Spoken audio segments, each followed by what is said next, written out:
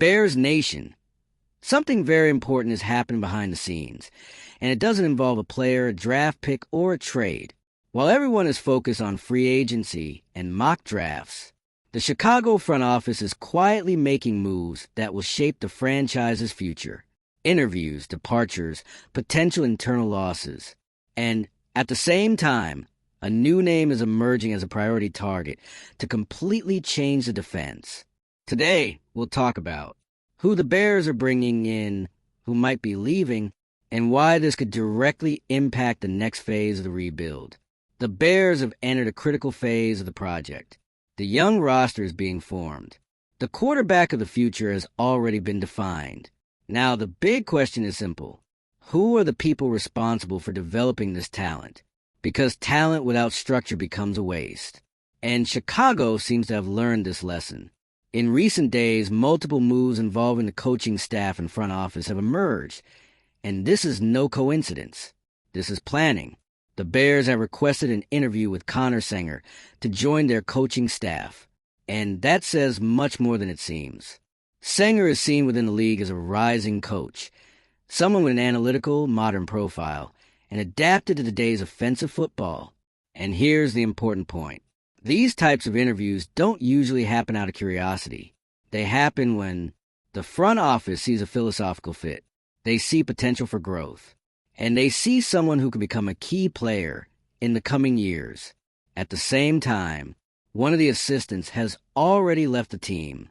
The running backs coach, Eric Bieniemy, is returning to Kansas City to take over as offensive coordinator. This opens up a space. And more than that, it opens an opportunity to redefine the offensive identity. But it doesn't stop there. Another name is starting to circulate strongly. Will Lawing, offensive coordinator at Boston College, left the university to work with the Bears. Lawing has a direct connection with the current head coach since their college days. That matters because coaches trust people who share language, share method, share game vision. And Lawing has a history working with tight ends, defensive quality control, and offensive assists.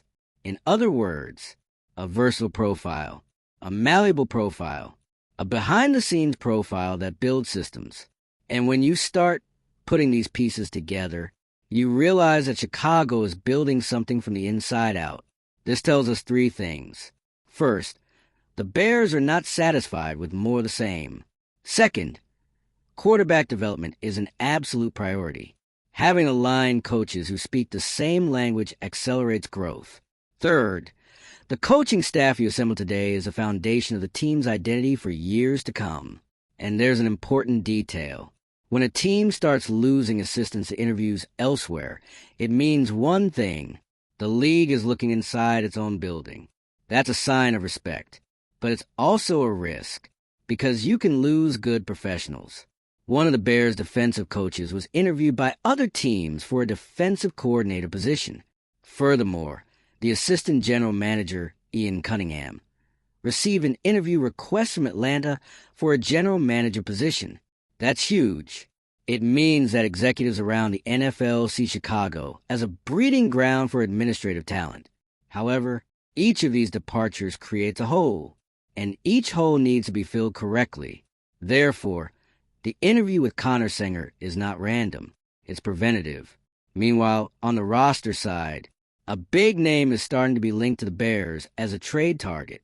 A two-time All-Pro edge rusher with a contract worth around $106 million. The internal assessment is clear. Aside from Montez Sweat, the Bears' pass rush was insufficient. Inconsistent pressure, few sacks, little impact in crucial moments. And that simply doesn't work if you want to compete in the playoffs. The modern NFL philosophy is simple. If you don't pressure the quarterback, you lose, no matter how good your secondary is.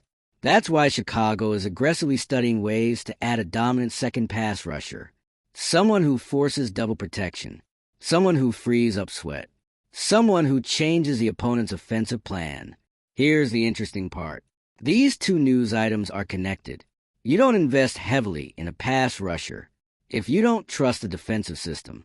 You don't assemble a strong coaching staff if you don't believe the roster is about to take a leap. Everything points in the same direction.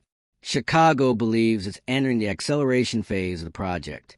No longer accumulating pieces, but rather organizing to compete. In my view, if the Bears get these behind-the-scenes signings right and manage to add another edge rusher, now I want to know from you, do you like the direction the coaching staff is taking? Do you think Chicago needs to invest heavily in a second pass rusher?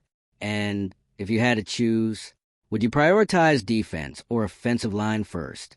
If you want to follow all the behind-the-scenes action, rumors, and important decisions of the Bears, subscribe to the channel. New videos every day. Bear Nation now.